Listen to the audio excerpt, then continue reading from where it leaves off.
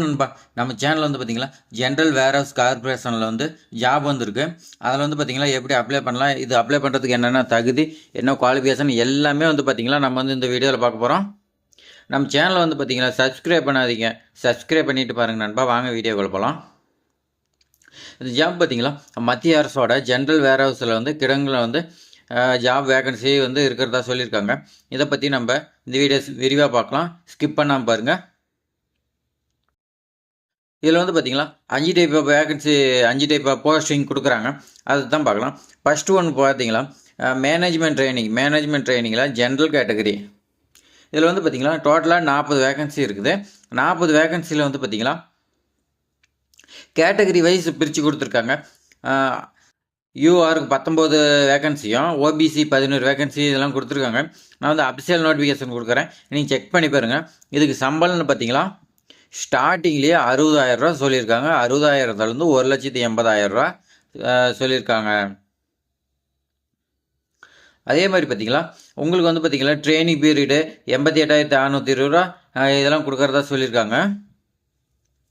இதுக்கு ஏஜ் லிமிட்னு பார்த்தீங்களா 28 இயர்ஸ்ன்னு சொல்லியிருக்காங்க. கேண்டேஸ் நாட் நீங்கள் வந்து பார்த்தீங்களா 28 இயர்ஸுக்கு உள்ளே இருக்குன்னு சொல்லியிருக்காங்க. அதே மாதிரி பார்த்தீங்களா இது ஜென்ரல் கவர்மெண்ட்டுங்கிறதுனால ஏஜ் ரிலாக்ஸேஷன் கண்டிப்பாக இருக்கும்.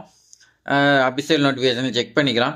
அடுத்து பார்த்தீங்கன்னா மேனேஜ்மெண்ட் ட்ரைனிங் டெக்னிக்கல் அது ஜென்ரலு டெக்னிக்கலு. இதில் வந்து பார்த்தீங்களா 13 வேகன்சி. இதுக்கும் வந்து பார்த்தீங்களா 60,000லேருந்து 1,80,000 வரைக்கும் சம்பளம் சொல்லியிருக்காங்க. இதுக்கும் ஏஜ் லிமிட்டு 28 இயர்ஸ்ன்னு சொல்லியிருக்காங்க. இது அக்கௌண்டன்ட் இருக்குது பார்த்தீங்களா 9 வேகன்சி இருக்குது. இதுக்கு சம்பளம்னு பார்த்தீங்கன்னா 40,000லேருந்து 1,40,000 வரைக்கும் சொல்லியிருக்காங்க. இதுக்கு ஏஜ் லிமிட்னு பார்த்தீங்கன்னா 30 இயர்ஸ் கொடுத்துருக்காங்க. 30 இயர் வரைக்கும் அப்ளை பண்ணலாம்னு சொல்லியிருக்காங்க. சூப்பரண்டன்ட் ஜென்ரல் கேட்டகரிக்கு பார்த்தீங்களா 22 வேகன்சி கொடுத்துருக்காங்க. இந்த 22 வேகன்சிக்கும் 40,000லேருந்து 1,40,000 வரைக்கும் சம்பளம் சொல்லியிருக்காங்க. இதுக்கும் வந்து பார்த்தீங்கன்னா ஏஜ் லிமிட் 30 இயர்ஸ்னு சொல்லி கொடுத்துருக்காங்க. ஜூனியர் டெக்னிக்கல் அசிஸ்டன்ட் இதில் வந்து பார்த்தீங்கன்னா 81 வேகன்சி கொடுத்துருக்காங்க. இதில் சம்பளம்னு பார்த்தீங்கன்னா 29,000லேருந்து 93,000 வரைக்கும் சம்பளம் கொடுக்குறாங்க. இதுக்கு ஏஜ் லிமிட் பார்த்தீங்கன்னா 28 இயர்ஸ்னு சொல்லியிருக்காங்க. இதெல்லாம் அப்ளை பண்ணுறதுக்கு என்னென்ன குவாலிஃபிகேஷன் சொல்லி நம்ம பார்க்கலாம்.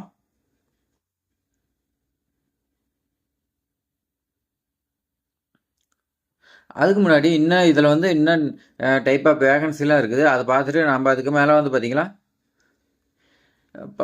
என்ன குவாலிஃபிகேஷன் பார்க்கலாம்.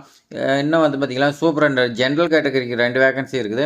இதுக்கு 40,000லேருந்து 1,40,000 வரைக்கும் சம்பளம்னு சொல்லியிருக்காங்க. அடுத்து வந்து பார்த்திங்களா 30 இயர்ஸ் ஏஜ் லிமிட்னு சொல்லி கொடுத்துருக்காங்க. ஜூனியர் டெக்னிக்கல் அசிஸ்டண்ட் இதுக்கு வந்து பார்த்திங்கன்னா 10 வேகன்சி இருக்குது. இதுக்கு ஸ்டார்டிங்லேயே வந்து பார்த்திங்கன்னா 29,000லேருந்து 93,000 வரைக்கும் சம்பளம் சொல்லியிருக்காங்க. ஏஜ் லிமிட்டு 28 இயர்ஸ்ன்னு சொல்லியிருக்காங்க. அதுக்குள்ளே இந்த நீங்கள் வந்து அப்ளை பண்ணலாம்னு சொல்லியிருக்காங்க. அதே மாதிரி பார்த்திங்கன்னா ஜூனியர் டெக்னிக்கல் அசிஸ்டண்ட்டு இது வந்து பார்த்திங்கன்னா 2 வேகன்சி இருக்குது. இதுக்கும் அதே சம்பளம் தான் 29,000லேருந்து 93,000 வரைக்கும். அதே மாதிரி பார்த்திங்கன்னா இதுக்கும் ஏஜ் லிமிட் வந்து பார்த்திங்கன்னா 28 இயர்ஸ்ன்னு சொல்லி கொடுத்துருக்காங்க. போவாங்க நாம் வந்து எஜுகேஷன் குவாலிஃபிகேஷன் இதை அப்ளை பண்ணுறதுக்கு என்னென்ன எலிஜிபிலிட்டின்னு நான் பார்க்கலாம். ஃபர்ஸ்ட் ஒன்று பார்த்தீங்கன்னா மேனேஜ்மெண்ட் ட்ரைனிங். இதுக்கு வந்து பார்த்தீங்கன்னா நீங்கள் வந்து டிகிரி படிச்சிருக்குன்னு சொல்லியிருக்காங்க. டிகிரி வித்து ஃபஸ்ட்டு கிளாஸில் வந்து நீங்கள் வந்து பார்த்தீங்கன்னா எம்பிஏ முடிச்சிருக்குன்னு சொல்லியிருக்காங்க. இதுக்கு எக்ஸ்பீரியன்ஸ் வந்து பார்த்தீங்கன்னா இல்லைன்னு சொல்லிட்டாங்க. எம்பிஏவில் பார்த்தீங்கன்னா நீங்கள் ஹியூமன் ரிசோர்ஸு, இண்டஸ்ட்ரியல் ரிலேட்டடு இந்த மாதிரி வந்து மார்க்கெட்டிங், மேனேஜ்மெண்ட் இந்த மாதிரி ரிலேட்டடாக படிக்கணும்னு சொல்லியிருக்காங்க. அதே மாதிரி பார்த்தீங்கன்னா மேனேஜ்மெண்ட் ட்ரைனிங்கில் இது வந்து பார்த்தீங்கன்னா ஃபஸ்ட்டு கிளாஸ் போஸ்ட் கிராஜுவேட்னு சொல்லியிருக்காங்க. போஸ்ட் கிராஜுவேட் வந்து அக்ரிகல்ச்சரில் நீங்கள் படிச்சிருக்குன்னு சொல்லியிருக்காங்க. அதே மாதிரி பார்த்தீங்கன்னா இதுக்கு வந்து எக்ஸ்பீரியன்ஸ் தேவைன்னு சொல்லியிருக்காங்க. அதே மாதிரி பார்த்தீங்கன்னா அக்கௌண்டன்ட்டுக்கு வந்து பார்த்தீங்கன்னா பிகாமு, பிஏ, காமர்ஸு இந்த மாதிரி வந்து படிக்கணும்னு சொல்லியிருக்காங்க. எக்ஸ்பீரியன்ஸ் வந்து பார்த்திங்கன்னா 3 இயர்ஸ்ன்னு கேட்டிருக்காங்க. அடுத்து பார்த்திங்கன்னா superintendent general category post graduate degree பண்ணிச்சுருந்தா போதும்னு சொல்லியிருக்காங்க.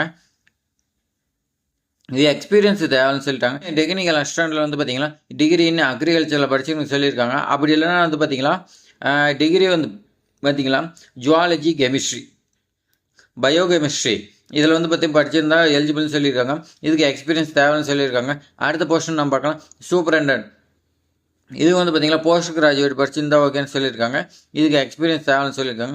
அதேமாதிரி ஜூனியர் டெக்னிக்கல் இதுக்கு வந்து பார்த்திங்கன்னா ஜூனியர் டெக்னிக்கல் அசிஸ்டண்ட்டு இன்னொன்று ஜூனியர் டெக்னிக்கல் அசிஸ்டண்ட் ரெண்டுக்குமே வந்து பார்த்திங்கன்னா டிகிரி இன் அக்ரிகல்ச்சரை வந்து படிச்சிருந்தா போதும்னு சொல்லியிருக்காங்க. எக்ஸ்பீரியன்ஸ் தேவைன்னு சொல்லியிருக்காங்க. இப்போ நம்ம வந்து பார்த்திங்களா இது எப்படி செலெக்ஷன் ப்ராசஸ் வச்சுருக்காங்கன்னு பார்க்கலாம்.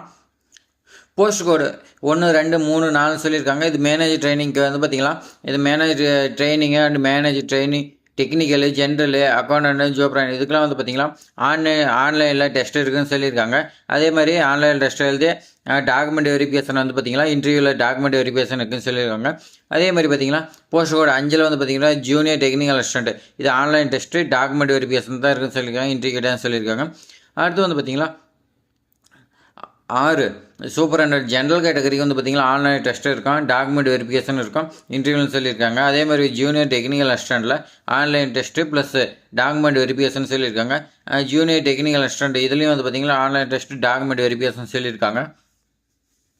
இந்த கேட்டகரிக்கு இந்த இன்டர்வியூ இருக்கும் டாக்குமெண்ட் வெரிஃபிகேஷன் கிளியராக சொல்லிட்டாங்க. அடுத்து வந்து பார்த்திங்களா இதை அப்ளை பண்ணுறதுக்கு ஆன்லைனில் ரெஜிஸ்டர் பண்ணுறதுக்கு பார்த்திங்களா 14/12/2024 வந்து ஸ்டார்ட் ஆகிறதா சொல்லியிருக்காங்க. க்ளோசிங் டேட் எப்படின்னு பார்த்தீங்கன்னா 12/1/2025 வந்து க்ளோஸ் ஆகிறதா சொல்லியிருக்காங்க.